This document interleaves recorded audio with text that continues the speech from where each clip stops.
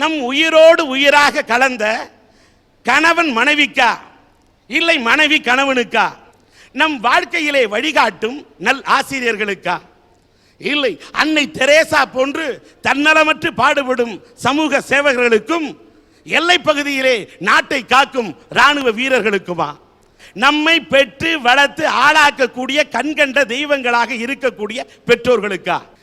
எல்லாவற்றுக்கும் மேலாக ஏனுங்க போங்க சார், யாருக்கு சார் முதலிடம் கொடுக்கிறது? முதல்ல நாமே நமக்குத்தான் முதலிடம் கொடுத்துக்கணும் அப்படி என்று தனமுக்கு நாமே முதலிடம் கொடுக்க வேண்டும் என்று சொல்லக்கூடியவர்களா? இப்படி 5 தலைப்பிலே இவர்கள் இங்கே இருக்கக்கூடியவர்கள் தங்களுடைய கோணத்திலே நம் மனதில் யாருக்கு முதலிடம் கொடுக்க வேண்டும் என்ற கருத்துக்களை இங்கே எடுத்து வைக்க வந்திருக்கின்றார்கள். துரியோதன் மனைவி பானுமதியுமே கர்ணனும் ஒரு தடவை உட்கார்ந்து தாயம் விளையாண்டிட்டு இருக்காங்க. அப்ப துரியோதனன் தன் கணவன் வர்றாங்களேன்னு சொல்லி பானுமதி எழுந்து நிற்கிறாங்க. அவங்க எழுந்திருக்கும் போது கர்ணன் இவங்க தோத்து போய்தான் பானுமதி எந்திரிக்கிறாளோன்னு சொல்லி எள்ளி நகையாடுறதுக்கு வேண்டி ஏதோ ஒரு முயற்சி பண்ணி அவங்க பிடிக்கலான்னு நினைச்சு முயற்சி பண்ணும் போது தெரியாம கை தவறுதலா பட்டு இடையில கட்டியிருந்த மணிமேகலை அருந்து விழுந்துருதுங்க. துரியோதனன் உலகத்தோட அத்தனை பேர்த்து பார்வைக்கு கெட்டவனா பட்ட துரியோதனன் கூட தான் மனைவிய சந்தேகப்படல சார். அந்த இடத்துல விளையாட்டுத்தனமா எடுக்கவோ கோர்க்கவோன்னு தான் சார் கேட்டான். ஐயா, கொடுமைன்னு கோயிலுக்கு போனா அங்க ஒரு கொடுமை சிங்கு சிங்குன்னு ஆடிக்கிட்டு இருக்கு. எந்த காலத்துல மகாபாரத கதையில வந்துச்சா துரியோதனன் கேட்டானா எடுக்கவோ கோக்கவோன்னு. போன வாரம் ஒரு சம்பவம் நடந்துச்சுங்க, அதை சொல்லித்தான் ஆகணும். போன வாரம் என் ஃப்ரெண்டு சிவகுமார் வீட்டுக்கு நான் போனேன். அந்த நேரம் பார்த்து சிவகுமார் வெளியில போயிட்டான். எங்கப்பா சிவகுமார்னே? அது எங்க போயிருக்கோ தெரியல, இன்னும் சத்த நேரத்துல வந்துருந்துச்சு. அப்ப சொன்னிச்சு, அண்ணன் அந்த சோபாவில் உட்காருங்கண்ணே வந்துருவாருனேன்ட்டு உள்ள போச்சு. அடுப்படிக்கல. நான் கூட ஒரு காப்பி வருமாக்கணும் நாக்க சப்பிட்டு உட்கார்ந்துருந்தேன். கொஞ்ச நேரம் ஒரு 2 நிமிஷம் ஆன்னு ஒரு சத்தம், மனசு துடிச்சிருச்சு. அடுப்படி பக்கம் தடுமாறி உள்ள போனேன். அந்த பொண்ணு வெங்காயம் நறுக்கிறோம்னு சொல்லிவிட்டு அருவாமனையில இந்த விரலை நறுக்கிடுச்சு. ரத்தம் சொட்டு சொட்டு சொட்டு சொட்டு ஊத்துச்சு. என் மனசு கேக்குமா ஐயா? ஒரு பெண்ணுடைய அழுகுறலை கேட்டு என் மனசு தாங்குமா? தப்புன்னு கர்ச்சிப் எடுத்தேன், அதை கிழிக்கல, அப்படியே சுத்துனேன். சுத்திட்டு இப்படி டர்ன் அடிச்சேன். சிவகுமார் அப்படியே தீ பழம்பு மாதிரி எங்க 2 பேரையும் பார்த்தான். அங்க என்ன கேட்டாரு துரியோதனை? எடுக்கவோ கோக்கவோன்னு. என் ஃப்ரெண்டு சிவகுமார் என்ன கேட்டான் தெரியுமா? உங்க 2 பேரையும் இப்ப எரிக்கவா புதைக்கவான்னு கேட்டான். சார், ஆசை 60 நாள் மோகம் 30 நாள்னு சொல்லுவாங்க. ஆனா இதையும் தாண்டி 60 வருஷத்துலயும் ஒரு கணவன் மனைவி உறவு எவ்வளவு துணையானதுங்கிறத நான் கோயம்புத்தூர் ரயில்வே ஸ்டேஷன்ல பார்த்த ஒரு சம்பவம் அப்படியே மனச உருக வச்சிருச்சு சார். ஒரு 75 வயசு தாத்தா, ஒரு 60 வயசு பாட்டி, 2 பேரும் ட்ரெயினுக்காக வெயிட் பண்ணிட்டு இருந்தாங்க. ட்ரெயின் வந்தது. இந்த தாத்தா ஒவ்வொரு பொருளா கீழிருந்து எடுத்து கொடுக்க அந்த பாட்டி ஒவ்வொன்றா வாங்கி உள்ள வச்சுட்டு இருந்தாங்க. திடீர்னு ட்ரெயினை எடுத்துருச்சு. ட்ரெயின் கிளம்பி போயிட்டே இருக்கு. இந்த தாத்தானால ஏறவும் முடியல, அந்த பாட்டினால இறங்கவும் முடியல. உடனே அந்த தாத்தா ஐயோ சீதா சீதான்னு தான் மனைவி பிரிஞ்சு போறதை பார்த்து கதறி துடிச்சு அப்படியே மயக்கம் போட்டு கீழே விழுந்துடுறாரு. இந்த பாட்டியும் தன்னால முடிஞ்ச அளவுக்கு கஷ்டப்பட்டு அந்த ட்ரெயினை நிறுத்துறாங்க. நிறுத்தின உடனே இறங்கி ஓடி வந்து தன் கண்கள்ல இருந்து 2 சொட்டு கண்ணீர் துளி சிந்துறாங்க. பாருங்க சார், இது வரைக்கும் நான் வள்ளுவரையும் வள்ளுவனையும் வாசுகியும் தான் நல்ல கணவன் மனைவிக்கு எடுத்துக்காட்டா சொல்லுவாங்க சார். இது வரைக்கும் நான் வள்ளுவரையும் பார்த்ததில்ல, வாசுகியையும் பார்த்ததில்ல. ஆனா அன்னைக்கு அந்த 75 வயசு தாத்தா என் கண்களுக்கு வள்ளுவராவும், அந்த 60 வயசு பாட்டி என் கண்களுக்கு வாசுகியாவும் தெரிஞ்சாங்க சார். 20 வயசுல மட்டும் இல்ல சார், 60 வருஷத்துலயும் எவ்வளவு துணையாகவும் இணையாகவும் பலமா வரக்கூடிய ஒரே உறவுனா அது திருமண உறவா மட்டும்தான் சார் இருக்க முடியும். ஒரு சராசரி நடுத்தர வர்க்க கணவன் எடுத்துக்கோங்க, அவனுக்கு தெரியும் சார் அவனோட மாச சம்பளமே அவனோட அன்றாட சாப்பாட்டு செலவுக்கே போதாதுன்னு. ஆனாலும் கூட ஒரு பண்டிகை நாள் வந்தா அதுல தான் மனைவியை ஒரு புது புடவையில பார்க்கணும்னு ஆசைப்பட்டு தன்னோட மத்தியான ஒரு நேர சாப்பாட்டை கூட குறைச்சிட்டு அதுக்கு பதிலாக வெறும் டீயும் வடையும் மட்டுமே எடுத்துட்டு ஓவர் டைம் ஒர்க் பண்ணி மாடா உழைச்சு அந்த மனைவிக்கு அந்த பண்டிகை நாளில் ஒரு புது புடவை எடுத்து கொண்டு போய் கொடுத்து அவள் அந்த புது புடவையில பார்க்கும்போது படுறானே சார் சந்தோஷம். தான் கட்டி இருக்கிறது கிழிஞ்ச அழுக்கு வேட்டியா இருந்தா கூட தான் மனைவி கட்டி இருக்கிற புது புடவையை பார்த்து படுறானே சார் சந்தோஷம். அங்க நிக்கிறான் சார் ஒவ்வொரு கணவனும். ஆண்டவன் முதலில் இந்த உலகத்துல ஒரு ஆண்மகனைத்தான் படைக்கிறான். அவன் இந்த உலகத்துல தனியா வாழ முடியாதுங்கிற காரணத்துக்காக அவனுக்கு துணையாத்தான் ஒரு பெண்ணை படைக்கிறான். ஏன் அந்த ஆண்டவனுக்கு தெரியாதா படைச்ச உறவா அண்ணன் தங்கச்சி உறவாவோ அப்பா அம்மா உறவாவோ ஆசிரி மாணவி உறவாவோ இருக்கக்கூடாதுன்னு?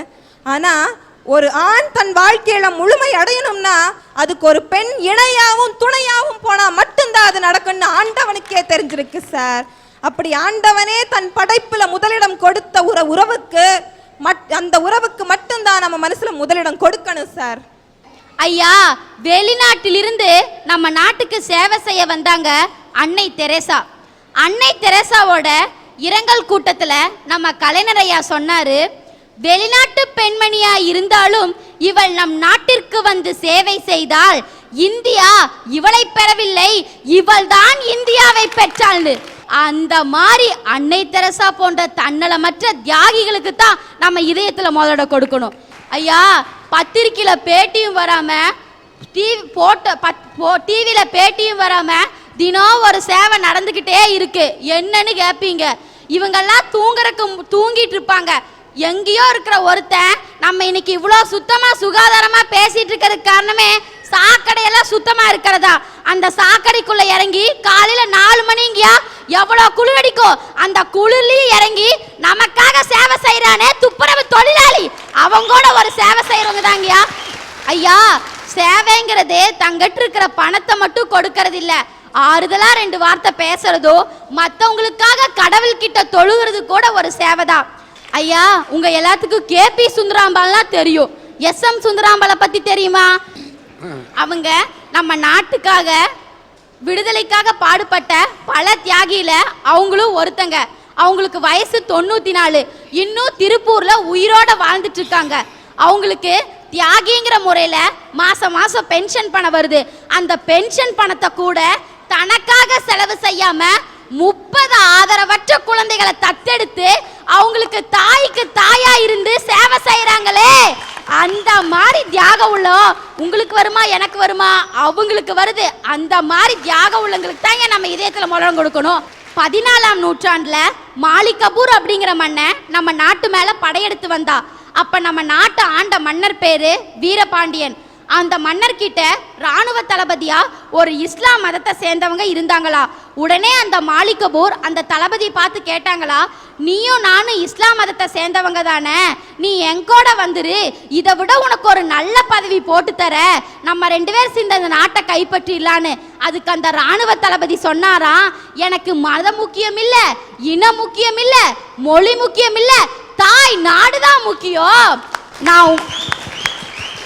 நான் உன் கூட வந்துருவேன். அப்படி உன் கூட வர்றதுக்கு இந்தியாவும் எனக்கு கத்துக் கொடுக்கல, இஸ்லாம் மதமும் கத்துக் கொடுக்கலன்னு சொன்னாரா. அன்னைக்கு ஆரம்பிச்ச நம்ம நாட்டு ராணுவ வீரர்களோட சேவை இன்னைக்கும் நாட்டு எல்லையில தொடர்ந்துகிட்டே தான் இருக்கு. நாட்டுக்குள்ள தன்னலமற்ற சேவையோ நாட்டு எல்லையில ராணுவ வீரர்களோட சேவையோ நல்லா இருந்துச்சுன்னா நம்ம நாடு கண்டிப்பா வல்லரசாகும்னு சொல்லி நான் உட்கார்ந்துக்கிறேன். எனக்கு 7 பொருத்தம் பார்த்துட்டானுங்க போல் இருக்கு, வாழ்க்கையே 7ஆம் பொருத்தமா இருக்கியா. எனக்கு கல்யாணம் பண்ணி வச்ச புரோக்கரை தான் பொள்ளாச்சியில வந்து காலையில இருந்து தேடுறேன். எங்காவது மாட்டினான்னு வச்சுக்குங்க, இங்க இல்ல எங்கயாவது அந்த புரோக்கர் மாட்டினான்னு வச்சுக்குங்க, பொள்ளாச்சி மலையில உருளுது பாருங்க பெரிய பாறாங்கல்லு, அதை தூக்கி போட்டு அவனை கொன்றுவேன். அட, அப்படிலாம் செய்யக்கூடாது ஐயா. ஐயா, எனக்கு என் வேதனை எனக்கு தெரியும், ஒரு ஆணோட வேதனை ஆணுக்கு தெரியப்படாதா? ஐயா, எனக்கு கல்யாணம் ஆகி 15 வருஷம் ஆச்சியா. ஆனா ஒரு லட்சியம் ஐயா, இனிமே வாழ்க்கையில கல்யாணமே பண்றது இல்லைங்கிற முடிவுல இருக்கேன். ஆமையா, அவ்வளவு தூரத்துக்கு கொடுமையா. உலகத்துல எது தெரியுமா சமூக சேவை? சமூக சேவையில சிறந்தது எது தெரியுமா? 15 வருஷமா நான்லாம் குடும்பம் நடத்துறேன் பாருங்க, தியாக மனப்பான்மையோட. அதான்யா சமூக சேவை. ஆனா எல்லாத்துக்கும் விட எதுக்கு தெரியுமா ஐயா முதலிடம் கொடுக்கணும்? தாய்மைக்கு கொடுக்கணும் ஐயா, தாய்மைக்கு, பெற்றோருக்கு கொடுக்கணும் ஐயா. ஏன் தெரியுமா? கடவுள் ஒவ்வொரு வீட்டுக்கும் வர முடியாது, கடவுள் எங்கும் வியாபிக்க முடியாது என்பதனாலே தாய் வடிவாக வீட்டில் இருக்காரையா, அதுக்காக பாராட்டணும் ஐயா. சமூக சேவை செய்யறதுக்குன்னு வந்தவங்களை நீங்க சொன்னது தந்தை பெரியார், அவங்க சொன்னது அன்னை தெரசாவை. அக்கா தெரசா இல்ல, அண்ணன் பெரியார் இல்ல. சமூக சேவை செய்யணும்னா அவங்க தந்தையாகணும், இல்லைன்னா அன்னையாகணும்னு சொன்னது இந்த